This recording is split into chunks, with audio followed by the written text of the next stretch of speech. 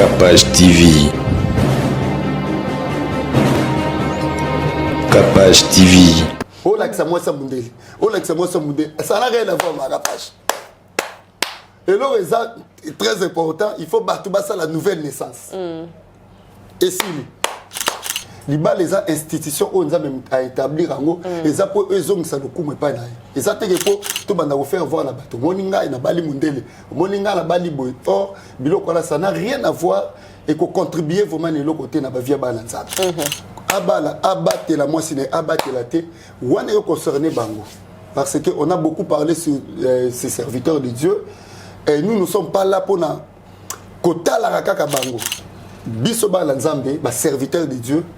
Un toko tonga na rati toko lo ba mabete entre nous toko za na rakinte toko za na vie moko jalousie entre bandi tant tozali ba tozoli au travers ming na base or que so tali base bien c'est le diable qui règne là dedans na kata base soko tali bien ba vie ya batuana mingi ba osala ba makambo osala ba plaire na batu mais ba plaire na nzambe alors bato ba plaire na bato mokili non que ba plaire na nzambe on peut pas on bisope tokoki jamais peut intéresser na ba nzambe atalisaki avenir ya Joseph na ndoto donc biloko wana mibale ceux qui ozo négliger yango donc ozo courir na risque na vie na OK nzambe akoki kotalisa lobby non na niveau ndoto mais ce qu'on néglige ba ndoto na yango peut-être belé bazo ba mais kama bazo ba problème parce que nzambe déjà avertissa ki o mais yo moko zo ba ko saisir yango te mutu faut ko yeba kende to zakabo o ko loba makambo e wuté pa na yo mais o ko pe ko loba makambo susu e wuté pa diable aye na 2 conteneurs na bilo la Kinshasa azo na Paris na $20 ba mais c'est pas t'as aussi continue. Vous rêvez d'un teint uniforme et éclatant?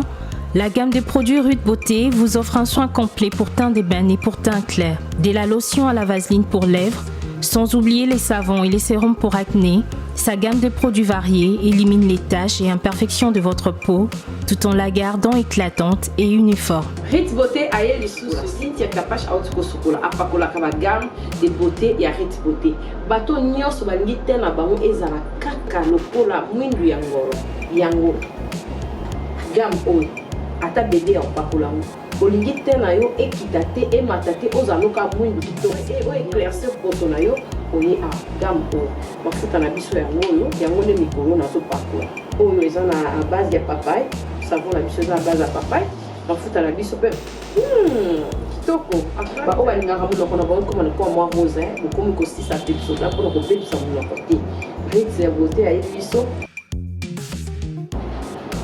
oyo acné sérum oyo eza mpona bato bazala mo elongi ekota ba buto ezosakano makasi ozala poto ozala afrique buto elingi yo elongi mafuta oyo solution Rude Beauté acheli biso yango so omonaki batache moko esali ngai ya mwindu Rude atindeli ngai mai oyo ezali vraiment naturel ekobebisa yo te ekosala allergique te donc nyonso eza naturel omoni sa Rude Beauté aosala mpenza baproduit ya kitoko oyo basalango na kati ya mafuta sozo pakola mafuta oyo ozwi serum nango otie na kati eza na inconvénience moko te oyo ata bébé aopakola ngo nazo recommander bino ba gamme ya Rude Beauté bozala vraiment déçu te au voyager te place à moi te place à Malili en tout cas ba gamme ya Rude Beauté et etika okaka date donc conseiller bino bozala kaka toujours fidèle na Rude ndetinga beaucoup na posona ngebe barate bosepela na posona mikolo na tingani ka na Rude Beauté umela.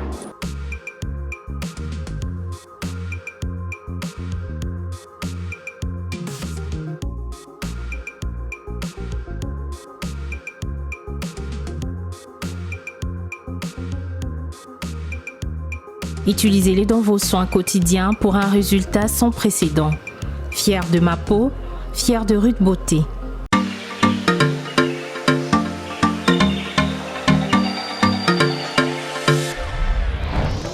Papa, au redes yango.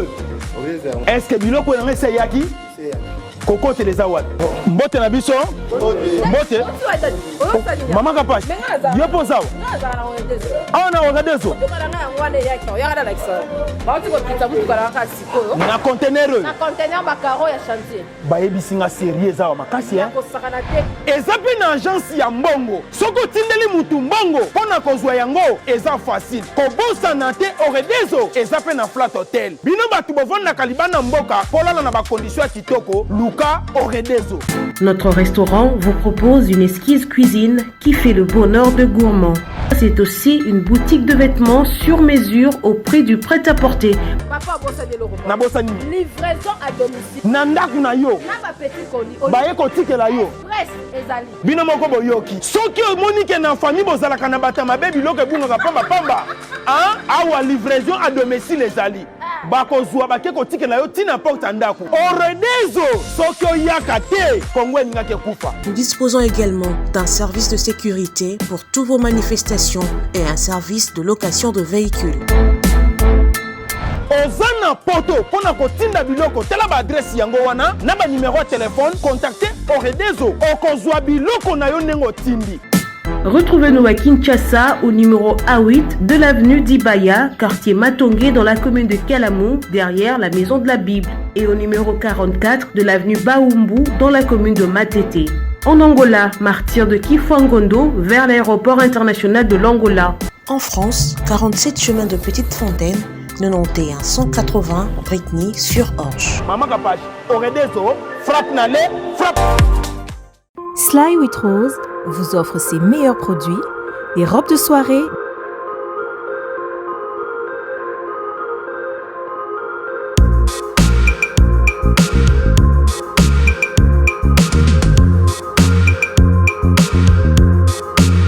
les sacs,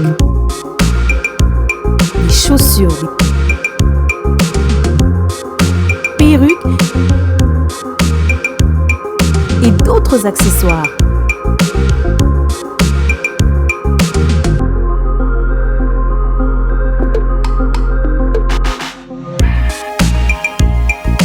Nous sommes disponibles partout dans le monde, 24 h sur 24 et 7 jours sur 7. Pour plus d'infos, contactez-nous sur +614 70 68 51 65 ou sur nos pages Facebook et Instagram. Sly with Rose. Kapash Télévision, merci et bienvenue d'être parmi nous. En tout cas, que la gloire revienne à Dieu Tout-Puissant, le Créateur du ciel et de la terre. C'est lui qui a choisi cette journée pour vous exhorter, en tout cas, rendons grâce à Dieu. Merci à tous nos abonnés des Kapash Télévision. Merci à tous les abonnés des Évangélistes Ekouchou. Évangéliste Ekouchou TV. Évangéliste Ekouchou TV. En tout cas, vous s'abonnez massivement. Vous partagez l'émission Nabiso. Nous avons à Pambolabine. Maman, ceux qui ont des commentaires, dans autres temps, dans autres mots, en tout cas. Bozara posé. Il y a bien aussi une Sarapachi. Aïe, aïe. Merci en tout cas. Bonne Motolanzambe. Oui, Michel Kouchou. Bonne église, bonne santé, bonne évolution. Il y a bien Nzambe. Ce qui est bien. Oui, ça va bien. En général, l'église Pézo marchait très bien par la grâce de Dieu. Nzambe zo batela biso santé peza malamu ceux qui so batelite au kengelo samusala pamba de protection na biso vandi na maboko ya Jésus Christ yango ndezo talisa assurance totale libanda Jésus Christ bon monisati. OK. Motolanzambe, comment ndoto komaka réalité na vie ya moto parce que ndoto nyoso pe et se réalisera et puis bandoto ezalaka oloti yango apo surtout ki na tongo bozo ebate ezo ya lisusu te pourquoi y arrivera bon. D'abord, il faut que Ndoto ezali langage nzambi.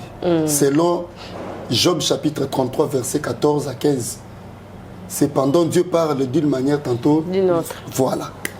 Alors, Bible lobi na version na suka na fin. L'homme ne prend point garde na suka. D'autant nzamba yaka ko pesa biso ba avertissement ko révéler biso des choses cachées pendant nos sommeils. Ce qui to lamuki et belé bandoto qui m'a na tongo. OK. Alors monde des ténèbres fonctionnera ma casse et tinda be esprit mo benga ngo ba démon morphé. Bango ba yaka pona koyiba ba rêve o nzamba talisa biso pendant la nuit. Okay. Parce que rêve eza na puissance makasi. Donc ce qu'on l'a li nzamba taliso likambu ils ont un impact nzamba lobela biso tong tolalaka. Mais mon nguna lingaka te parce que ça des choses cachées nzamba révéler la biso. Oh peut-être ba ennemi bazo sala, peut-être ozo ba état spirituel non ndenge zaleli, nzamba bazo taliso na ndoto peut-être mutumo pa bundisa kwa lokaka yo, ozo ta ya komona e physiquement boité mais tango la nzamba talisio. Sur ça ma casse na prière tête sur la muki na tongo, il se prenait yé et yibindo to ana eke nango bosani. Nzamba taliso pe likama ezo linge salima soit na journée ou bien na année o. Ataliso penda bien na butu. Mais tongo etani esprane ye et yibi. Yango moni mutu a bandi journée boy na problème. Après tongo likambo goya un moment donné vandi bo après ndoto ane senini izongi. Parce que l'esprit na besoin ba ozala na garde te na makambo nzamba ebisio. Oza toujours na kati ya distraction. Peut-être ba ebele bazolanda biso ba lota ba bosana. Ezaka combat spirituel, bazana ba démon ba sorcier ou bazo combattre mutuana, ba olingate mutuana za écoute à Saint-Esprit. Bozana mutuana za écoute ya nzambe te bien na vina makambo nzamba zotalisa ye a garder yango vraiment correctement ti. Yango il faut ko bonde la makasi soko lali zala na carnet no pembe ni na bic soko lamuki directement bandi ko noter. Ko soko sali moi distraction muke ni nyane ko bungayo. Mais ndoto za très important za impact makasi na vie ya mutu. Nzamba sola ki na Salomo ezaki na songe. Nzambe atalisa ki avenir ya Joseph na ndoto. Donc biloko wana mibale ceux qui ozo négliger yango donc ozo courir na risque na vie na. Nzambe akoyi kotalisa lobby non na niveau ndoto. Mais ce qu'on néglige ba ndoto na. Yango peut-être belé bazo ba mais kama bazo ba problème parce que nzambe déjà avertissa ki o mais yo moko zo ba ko saisir yango te. Pendant la journée, li kama na pays. Ba musupe ba lekisa mapambo na ba. Parce que Dieu nzamba monisa ki yo mais distraction no moko monguna ya combattre. Yango mon bitumba Joseph faisait ma casse parce que ton a expliqué ndoto et pas papa na Jacob. Papa na a interprété, a expliqué ndoto. Au moins ndoto aux yeux talisa que ngai papa nona maman nona 11 frères na to gumba mela. Ndoto yo sezanga il fait une explication. Manque d'explication aux à la désorienter na vie. Et ce que l'autre siko que là msusu ngai kapash na l'autre là msusu que Joe to Jackie Kapash na position moro ya mabe en tant que moi nzambe peut-être bien mutu normal ou aloti mutu mususu na ndenge ya mabe sagesse ni yokoki kopesa batu o basala rabongo à travers mutu loti mabe est-ce que zarakaka ye wana loti to mutu mususu pe bakozwa elongi nae premièrement faut bana nu mutu loti est-ce que sambelaka état d'âme nzambe parfois batu mususu peut tellement le quoi prière ezati bandoki bakoki kozwa elongi no bakeki koloka nango.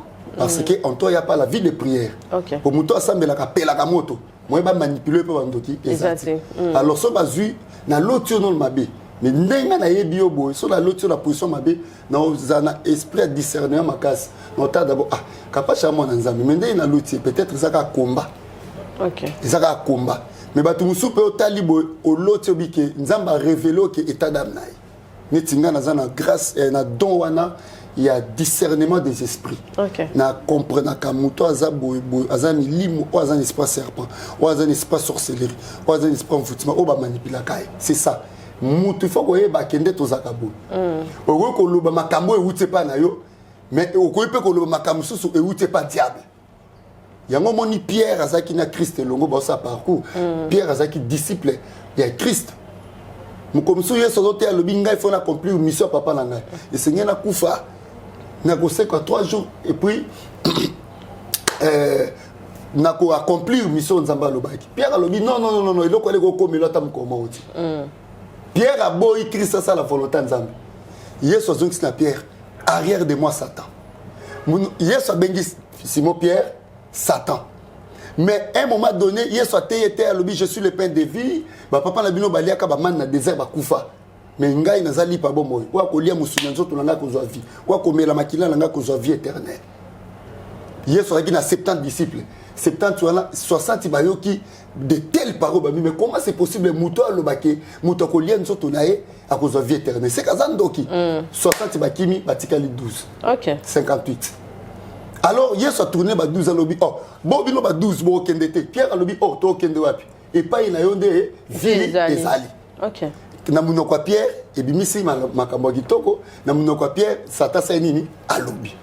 Donc Babylone connaît ça vraiment très très important, il faut qu'on discerner. Yesu alobi celui qui m'a vu a vu le Père. Donc et ça la batumuso so rotalier quand batala kayo obimisaka image na. Surtout na ba marche ya batu. Obimisa image ya mutumo obimana kala bokabwana. Obimisa image ya papa na bino akufa. Mais Yesu alobi celui qui m'a vu a vu le Père. Na ope na otuna bandeko bolana. Tant batala ko bimisaka image ya nani. Or yo na une photo refléter image ya Christ. Vous comprenez? Parce que la Bible dit si je ne vis ce n'est plus moi qui vis mais c'est Christ qui vit en moi. Amen. Yango na otuna ndeko la nanga tant batala ko ba mona image ya nani. Ozana nous jeune mozo ko apparaître na masque de vieillesse.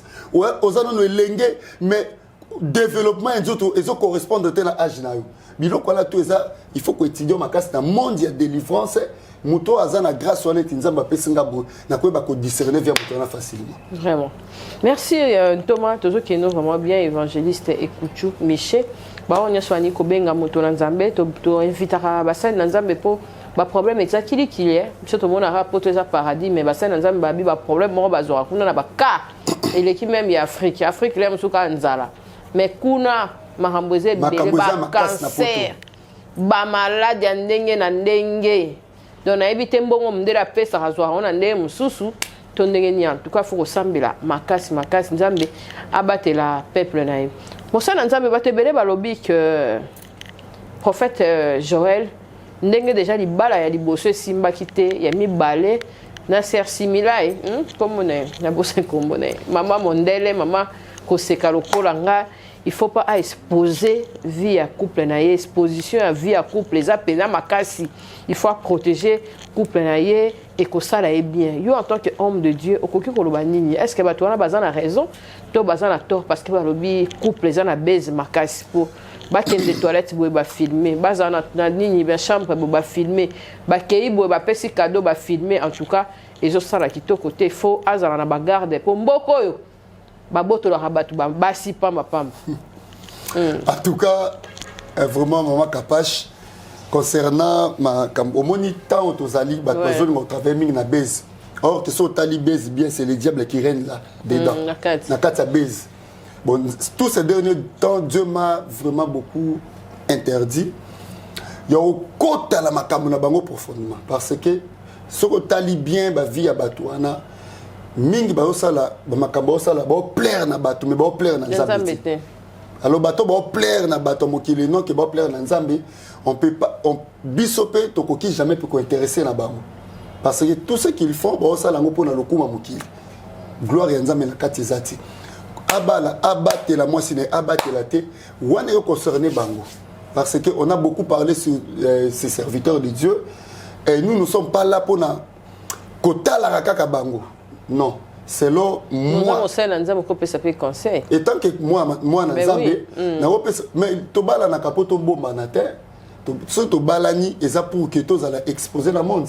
Bato mona biso ba e ba biso et ainsi de suite. Mais kotala ya bato musu ba komi ko memango na lolenge moko boye pona ko plaire na bato eza bien ti.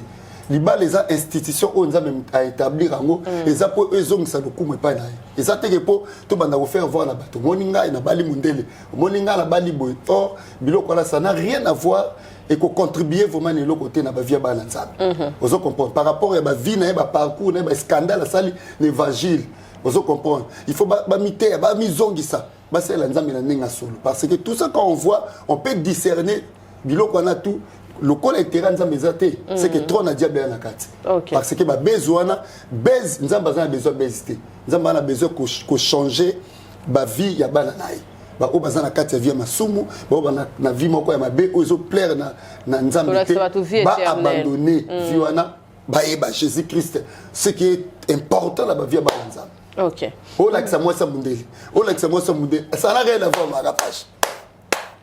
Et là, c'est très important, il faut battre la nouvelle naissance. Et si, pourquoi on donne la moisson na bo, ce qui réellement au bala qui peut plaire na batomokil. Et là, on y sur mutasaka peut plaire na batomokil. Et ça kana fini sauter. Mais ce qu'on sait, là, on na nzambe, intérêt nzambe za dedans. Nzamba kenda na likambuti na suka po, Bible lobi aza nzambe aba œuvre achevée. Mais Nzambe ba œuvre inachevée. Donc c'est un peu ça. Ok. Merci Moussa Nzambe toujours continuer et bah voice peut bimi tu éviter pasteur Moïse à Sola qui n'a nani mais quand même tout le monde bah voice c'est bimi kombopé on dirait soi-disant il y a tout confirmé ma capacité mais il y a papa Marcelo Penakati en tout cas moi bah combo il y a explication il y a pasteur et bimi na kati ya voice wana oki kolobani ni pona makambo de ce cas surtout na bassin Nzambe. Premièrement, il faut que maman Kapache te parler na bakomba batouana mingi depuis to banzi année où il y a que bango le nom de Jésus-Christ ils allaient étouffer na place bakombo na bango. Un tout d'abord biso ba Nzambe ba serviteur de Dieu un toko tonga na raté toko lo ba mabete entre nous toko za na rakinte toko za na vie moko jalousie entre bani kotonga na ezaba œuvre monde de ténèbres ezaba œuvre chair. Muto azo commettre biloko wana aza na place c'est pas Nzambe. Nzambe interdit na biso kotonga na ba calomnie, ba rancune, ba rancœur, ba biloko wana ezaba œuvre pirement ya nzoto. Ça n'a rien à voir. So muto aza na ba biloko ba genre ya kotonga ka basala Nzambe kotonga na bino. Cela montre que 1 Corinthiens chapitre 3 verset 3 verset 16 est pour rattraper. Parce que un homme charnel, c'est quelqu'un qui dirige sa vie tantôt par l'esprit de Dieu, tantôt par sa propre volonté. Il prêche, il fait l'œuvre de Dieu. Azana katia kotonga, azana katia kolangwa, azana katia misala mabe, azana katia ko balaka. Ba roi Salomon, ba serviteur de Dieu, ba beli. Donc biloko wana ça fait très mal pour bango wana ba Moïse mbiye banani bazo sala Nzambe. Mais à un moment donné ba kombo la bango bimaka kaka. Je vous dis mon kilo ekolekana. Soki batu ba koyeba que un jour nous tous nous serons jugés devant notre Seigneur Jésus-Christ. Mais bako accepter te babiloko ezo salema o et salema. Il faut to banga Nzambe. C'est très important. Vraiment. Thomas elo ni edibiso lelo vraiment to ko zo amalen dispo avant to kende la biso na kosilisa. Elo kona eliba na Nzambe lelo Nzamba parla kinga sur le trône. Totanga Apocalypse chapitre 2 verset 13. Nathalie na combat Jésus-Christ. Je sais où tu demeures. Je sais que là est le trône de Satan. Tu ne retiens mon nom et tu n'as pas régné ma foi. Même au jour d'Antipas, mon témoin fidèle, qui a été mis à mort chez vous, là où Satan a sa demeure. Cela montre, Nzamba Otali Sangelo, un mot très important. Na via bananaï. Bible lobi, je sais où tu demeures. Je sais que là est le trône de Satan. Et ça la batu et belé bazo demeurer et c'est qu'à trône ya Satan zali. Nzamba ebi. Moko la biso ba famille to bimeli ba origine biso.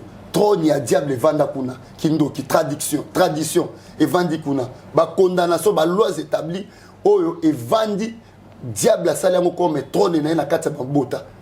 Alors Bible lobi boy que Nzamba lobi et sika wana nga na yebi kezali trône ya Satan. Loko les a trône à Satan bataille comme mutu moko Antipas mon témoin fidèle. Awanga na ikondimate. Asimba kombo na ngai mais akufaka kuna et sika zalaka trône ya Satan. Cela montre que aujourd'hui même les enfants de Dieu bazo périr parce que il y a des endroits où Yobana Nzambe va se retrouver et si quand les qui trône à diable. Au kotanda kwa ngango kota botel au bimala bato manisala mabe. D'ailleurs pour na fungula parenthèse muke ezana bato mususu ba vie na bango lié que trône Nzambe za me trône à diable vandi. Mutabongo kangama nayi. Alors babi Antipas azalaki babomaka e parce que et si ka kufa ke zaki si ka trône à Satan ezali. Et si ka demeure ya diable ezali. Et ça la demeure au koiko kendete au koiko vandate au koiko kotalanda ko wanati au koiko kangamana mobali wanati au koiko kangamana mwasi wanati parce que kati na mutu soko bi eloko eza kati na été il faut se méfier et belé bazana trône ya diable kati na bango ba pays et belé ba mboke be ba village be ba parcelle belé ba terrain ba quartier belé et comment ba endroit au diable a quitté sa trône nango okokota la quartier mususu trône ya diable eza kuna babalaka te bajeune nyonso so bakomika na âge ya 18 ans 20 ans basente kuna bajeune garçon bafo basimba machette na 17 ans bajeune garçon fo bamela bangi fo babimisa zelu na mai na barivière kuna quartier na badiplôme ekotaka te bamariage esalemaka te trône ya diable evandi kuna eza bafai mususu trône ya diable evandi bato babalaka te bato babongaka te papa asomba lupangu te akufa tika bao na mbongo garantie seulement trône ya diable famille ba inceste ya ba donc au mona ke ezana ndeko moko abetelanga ba masolo na ye azaka muto na kadarabi na famille na biso ba pede bazali ba lesbienne donc ozo mona famille ya bongo bozala ba pede bozala ba lesbienne trône ya diable va na famille wana et puis ce trône ya diable va na famille wana maman Kapache premièrement on remarquer esprit de mort et que la famille na makasi ba tubako kufa d'ailleurs élimination physique ezali mais il faut que liwa ezana 4 sortes ya mort tozana mort physique tozana mort spirituellement tozana mort matériellement et puis tozana mort financièrement 4 sortes ya mort ce qui frapper batu ce qui d'abord esprit de mort et élimination physique et longola yo et que bomela on nyonso ezala qui bénéfique pour na yo ton ya diable ezali to tanga histoire ya Naomi Ruth chapitre 1er, verset 1er, ti na 6e verset. Naomi ando vendre na Bethléem. Na plutôt na Bethléem, voilà. Maison du pain. Alongo Bethléem pour na mwanza la muke, azu mobile nena ba nemi balé, ba bimi Bethléem na maison du pain, pour ba ke no ko se retrouver wapi na Moab. Ba bito ke Moab to ke ça demeure na bisokuna. Au pays wana ya Moab, eza pays ya malédiction trône ya Satan za kiko. Et là on est arrivé na vie à Naomi. A comme na Moab, le quoi zaki mboka trône à diable. Origine ya Moabite c'est ça inceste kindoki. Bon Moabite baza bane ya Lot. Lot moi na liboso tant ba bibaki maki na Sodome et Gomorrhe. Ba comme na mboka mo batu ba la kiti. Bana Lot ya basi ba melisi papa na bon masanga. Ya liboso melisi papa le masanga papa comme na kwiti abimi na papa na ye. Nde zemo azwaki mwana abota kinde ba bengi bo ba Moabite. Donc eza bano yo eza origine ya inceste. Alors talesika Naomi akimaki alongo na Bethléem akina na wapi na Moab. Akomi kuna mobali akufi. Akomi kuna bana nemi bale ya mibali baseni bakufi. Vina e baby parce que eza na ba demeure mususu bako okocha makolote. Abimaki na makambu. Makomi na demeure wana tika maboko pamba. Eza na ebele bazola na ngai. Ozaki na Belgique makambo zaki bien obimi okembo comme ça tout est koufi. Ça ça makambo zaki bien okepoto makambo koufi. Ngana ebi ndeko na moi saki na kicha sa patron. Melo na poto akei akomi mutu normal. Komata ba très ba métro lo kwa ba tutu mais awa na kicha sa ba autant mo mituka makasi ba hammer ba FG ba infinitif waza ko régner la ngwazo vendre bien ba domestique mais na poto akomi ko suka basali. Akopo bongusanda kule moko oba na kin bando sa elai. Cela montre que ba demeure mususu okoyi ko nyatati. Otipo to na Kinshasa osili. Osili ngana bi frère moko uta Paris. Na commerce baby. Voilà. Aye na 2 conteneurs na bilo la Kinshasa. Azonga Paris na $20. Ba c'est papa. T'as bien aussi. Continue. Kapache. Elle est tellement casse. La syndicat. Nabi. Kolo. Tala. Oh, naza témoin la na yokuna. Je vous dis la vérité. Oh, mais oui. $20. Oh. Des conteneurs. Ya biloko. C'est quoi kutani na obeta makambo ki. Ya nini? Ya biloko to ya ba biloko ba matériel. Donc ayena ba matériel ba marchandise. Ayebisinga biloko estima que za biloko ya ba $95,000. Des conteneurs. Et quoi ça les bongo. Alobi na zongi Paris na $20. Bana ba tekela ki. Donc yemo ba yepe alote ka mbongo limwe. De pesiko tagi makolo. Eza lokola Moabe. Oyaki na makambu. Mais makambu nyonso ekei. Papa bike ba flat mususu ya emela rabatu. Mona banda mususu. Flat ba te na garantie. Si garantie. Pe okoti ba nyongwa ko lupa. Eza ba parcelle mususu ba ko futela. Ti aloko ba Moabe. C'est ça. Naomi abimina mobile na bana. Mais kuna nyonso ekei. Demeure ya Satan. Okosité. Demeure ya Satan. Bino pe ba église ebelo ebi. Ya ba demeure. Surtout merci beaucoup Zongi. Surtout ba église ebelo. Au moins ba plein comme déjà tala. Bible lobi le diable yemo quoi c'est $20 on n'en est pas. Mais nabenga ye pour dire. On considère. Mais à Hollande biso ebi évangéliste aux ensemble. Nazana baka ebele, nazana bato benga na Paris, na France, États-Unis, Canada, nazana bandimi partout dans le monde. Et surtout ba benga même en Australie. Na ba Japon bato benga ngai. Na ba Argentine. Ndeko ma benga na Argentine, na Kamwa. Na mona na ba Moabit. Donc, pour vous montrer que maman Kapache, même ma famille, c'est ma famille au balaté. Si. Ma famille est là quoi, moi. Peut-être c'est moi à Benganga, à Bina Botana Mobile, na Botana Mobile, Morobala Mibal. Ngamoni na zamu na pe na sati ki na ba match. Mais depuis la ligne na tato 5 ans.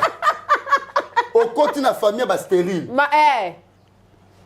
Automatiquement, ténèbres ne go frapper. Et go frapper ma casse. Bien aimé tala. Non ça service ya ko déloger bana na nzambe. Na ba trône ya kindoki. Na ba trône ya Satan. Makasi. Je sais où tu demeures là et le trône du diable. Vraiment. Nzamba ebi esi ko zo demeurer. Okota banda kwa nganga okota obimala nganga. Depuis ça qui camarade na master wana. Makambo beba. Nyonso kenda. Ekenda. Basi musuba basa olinga te frère. Ogo linga moi cité, au moins moi soit na trône à diable. Surtout les solo cop. Écoutez-moi maman Kapache. Moi soit na trône à diable katina. Ogo tia alliance. Opesi mukonga bimi na mobali musu. C'est ça. Mobali za na trône ya diable katina. Otali pe moi si kitoko mais aokende touche azokende ko tricher na muto osa la bilo musala ndako ebele vous comprenez vous moi mobali kitoko c'est pour ça la Bible dit en réalité dans l'homme c'est l'esprit kolanda kitoko moi c'était kolanda kitoko mobali ti zota ko examiner ko étudier nzamba taliso état d'âme naï ebele bolanda ka aspect extérieur mais intérieur ba on négligé nanga ka moi si faza abo nanga mobali faza abo mais na kati moi si on na kati mobali wana nzamba taliso c'est ça. Jésus que celui qui m'a vu a vu le Père. Mais il faut y bapeta ngo mona ye ozomona nini. Yebisa nzamba tali sope loko ezakati neta ngo mwa mubimbala. Ouais. Bato belé bazo négliger même pas ça la nzamba. Omoni kara ngala tozo fimbwa. Na tozo blazer na kamunganga. Et belé ba ça la nzamba ozomona omona ote ya kitoko élégant makam propre makamutu et belé ba koma déjà na trône de diable. Makasi. Et belé na ba matin na bango repentance zakate kombo Jésus-Christ a reçu tant de la fête et kenda yango nzamba ebisinga na prier les bateaux. OK. Pour na baka ba oza na trône ya ténèbres zo régner na vinaye na bonde la nzambe trône ane kende. Totanga verset suka Romains chapitre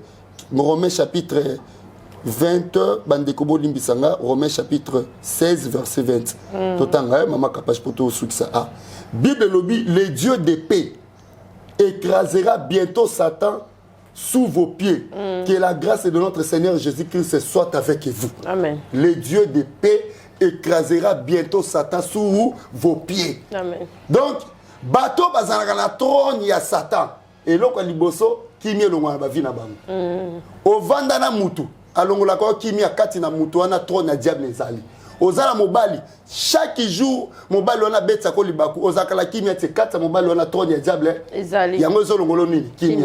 Or notre Seigneur Jésus-Christ a bien mis le prince de paix. Alors moi je vous donne la paix que le monde ne peut vous donner. Nazolo bela nzambo apesaka kimia yo mutozanga kimia parce que trône moko ezali wana ezolongola kimia na vie na yo ya monde de ténèbres.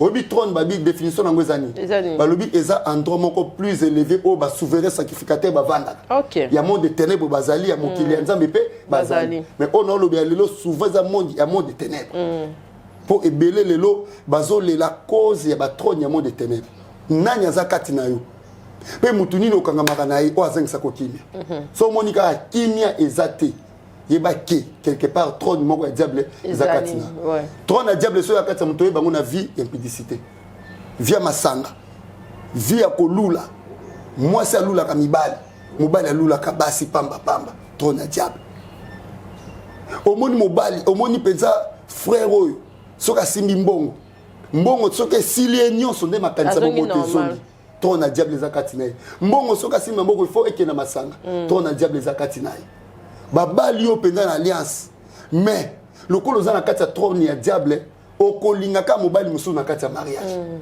ti to bakokanga yo mona nde relation sa ni libale Ekatani. trône ya diable muto ata na trône ya diable mama kapache okoyeba ngo na bafaso ebele vie ya masanga vie ya dépense okoyeba ngo lisu na problème ya maladie okoza na maladie moko ozomela kise maladie wana mais guérison ozoya te parce que na nsima na puissance ya monde de ténèbre evandi maladie ya normal oyo eza naturel nazoka mutu passe soko omeli paracétamol okobika mais soko omeli paracétamol na monde de tête ekende te il faut ekoye makambo mosusu eza bato mosusu alali oka mutu passe asali nini akufi esalemi ebele parce que trop na diable evandi eyaka na maladie parce que babi na apocalypse 2 verset 12 babi batangi Antipas azalaki témoin fidèle ya nani ya nzambe mais c'est kaka ndo kufa parce que yaki demeure ya wapi ya diable ndeko libota na yo eza na aspect nini sur le plan spirituel totanga verset suka Jean chapitre 15 verset 6 à 15 Bible lobi si vous demeurez dans ma parole demandez tout ce que vous voulez je vous donnerai nzamba lobi ceux qui vont demeurer na maloba na ngai wa yesu ndazoloba bosenga nyonso bolingi yo lingo demeurer na présence ya nzambe te olingi ko demeurer na mitema ya bato kobetisa ba olingo ko demeurer na hotel na bakuzu na ba boîte de nuit tout ça esika yo pona demeurer na wana bien aimé dans le Seigneur kokata vino na mkusi yango nzamba zo ebisanga lelo na bondela pona bato baza ba problème ozo tungisa bango oto numérique à nesika o peut-être uzalo mo sikitoko libale yakati libale bakoyaka bo basaka no bakei abotisi atika na bana akei olingi mobali na okomi pesa ozo ko mobali na charge la mbongo okenda koluka mais na sima yango a blessé yo bien aimé biloko le tal c'est que quand il faut luka délivrance il te faut la délivrance parce qu'on okomi délivré il y aura des changements automatiquement au lieu banda ko lela ka pa mobali akompe ko lele pa na changement ko salima papa ozola na pourquoi la stabilité ko bala pourquoi la âge na 45 à 50 ans 53 à 54 ans et on a moi ça na 54 mais oza sérieux et ça ba âge mususu oko kopesa la ono nous requête té moko be na luka moi ça obala père âge non na 72 ans na bité fona sale kirda na monika tambola e mabe obebisa bana batu boetiti to o devient bana batu o seka bolimbi se to réparer la ba famille wana té oza la trône diable oza destructeur il faut se repentir pour que nous ayons une stabilité. Merci. Ça. Homme de Dieu, prière pour nous clôturer et puis le banaba lundi et adresse à l'église et puis te clôturer dans l'émission Alléluia. Nzambe apambola ndekono so lundi biso simba motema na bonde la pona yo. Seigneur Jésus-Christ le Dieu des miracles, le Dieu puissant. Bible lobi selon Jérémie 23 aux nzambo salaka de près même de loin selon ta parole. Nazala lipamboli pour la maman pe ba papa wolanda ngai. Na telemeli force ya monde de ténèbres, na déloger, na déraciner la vie na yo. Nguya nyonso trône nyonso monde de ténèbres. O emema ko la ba volonté na yo ti. Na déloger yango na komba Jésus-Christ. Moto na Nzambe kita na vie na yo. Maladie longa, kufe longa, bondoke longa, échec longa. Na komba Jésus-Christ. Nzamba peso stabilité, lumière Nzambe zonga, vie de prière zonga. Via kotanga parole zonga. Nzamba restaurer vie na yo. Na komba Jésus-Christ. Amen. Amen. Na profiter pe ko yambisa batu yesu mais avant na yambisa bango na pesa adresse église église ezali na commune na Kinshasa esika na zokamba kombo église na bisoza Med mission évangélique et de la délivrance toza na commune na Ngalema na quartier Kamunganga na Mbinza au zone arrêt Kamunganga avenue Diantela numéro 14 na yambaka chaque dimanche après culte soko za besoin kokuta langa yaka yom toza na Kinshasa nyonso za lango ya ofele. Et puis numéro n'angeza plus 243 9 98 99 36 59. Tozana ba forte prière to banda kiango lundi tito mercredi za accompagné na ba jeune prière. Ndeko za besoin au compte en ligne na biso na prière, tapez na YouTube évangéliste Ekuchu TV. Au compte na déjà na intercession moko yomo kuto okam. Tapez na YouTube évangéliste Ekuchu TV, abonnez-vous aussi massivement. Pour nous soutenir, pour nous partager la prière. Vraiment. Ndeko na noyambi Jésus-Christ c'était répété si manabiso. Kolo Yesu Christ. Na fungo le motema nanga. Na yambi olokwa mokonzi pe mobikisi. Limbisa masumu nanga. Koma kombo nanga na livre de vie. libela na libela na komba Jésus-Christ. Amen. Amen. Merci beaucoup, merci Papa Ikuchu et merci d'avoir Onyos Balandibiso. Numéro à moto Nzambe est affiché. Toujours Bobengi pour nous contribuer dans mon salaire Nzambe et Zali vraiment. Et c'est pour nous sur construction église. Par exemple, la besoin un bilo que Songolo Fakala pour nous construire église ya Nzambe. Il y a été mais en colo. En tout cas, pour soutenir et que ça la biso vraiment bien. Ceux qui nous ont besoin de tout coutani prochainement dans le numéro il y a 6. Voilà.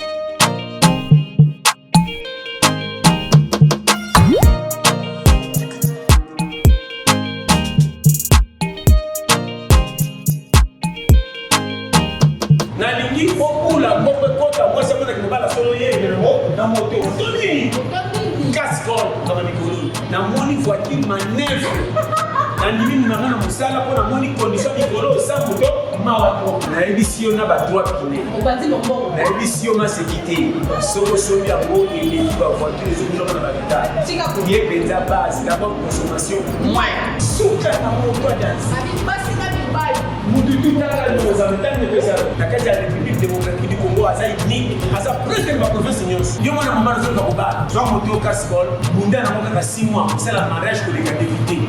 Pas un moto, oui. Il faut une harmonie, une casse-colle, mais ça tête comme un moto. Et comme ça va dire au français là. Dans le bandit. Master Bibal. Tout à repousser. Mais si facilité. Facilité. Et puis bah Dora. Vraiment il est kelinga. Na mono na moto et flatenga. Au bandalelo na tiki makamai na comme na moto. Et puis moto casse-colle. Oh, toi, c'est au Canada des Chinois. Jeune garçon qui est là. Tika makapa gauche droite. Oh, t'es boulot ya boulot. Combat de bon sibi sauter, moto ya boulot. Et puis nous moni amour. Les ans monter pour sachet d'année. Oh, toi pour ça moto yo kanga. Les ans ya 3 pinets, mais 2 pinets. En plus là aussi quelqu'un a 4 capitales. Les ans na croisement qui boga ça. Na barumbu. Numéro combien? 33. Voici, na prix à bien. Et simbi na yoga. En tout cas tout le OK. Vous êtes à Kinshasa, à la recherche d'un cadre au confort moderne pour vos séjours? Une gamme des meilleurs services pour votre entière satisfaction vous attend chez Hosanna's House.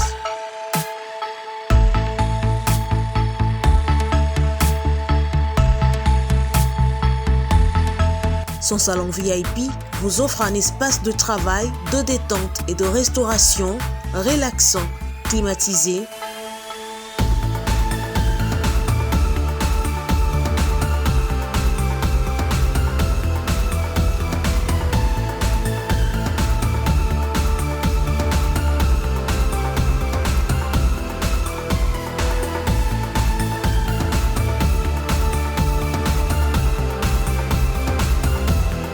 et ouvrant sur un balcon qui vous offre une très belle vue.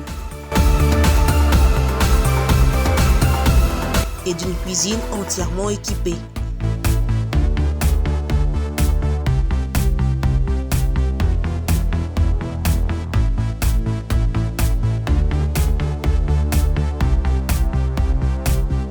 Sublimez votre séjour chez Hosanna's House. avec nos chambres confortables, lumineuses, élégantes, donnant accès à une salle de bain bien équipée. Contactez-nous au plus 243 99 24 46 090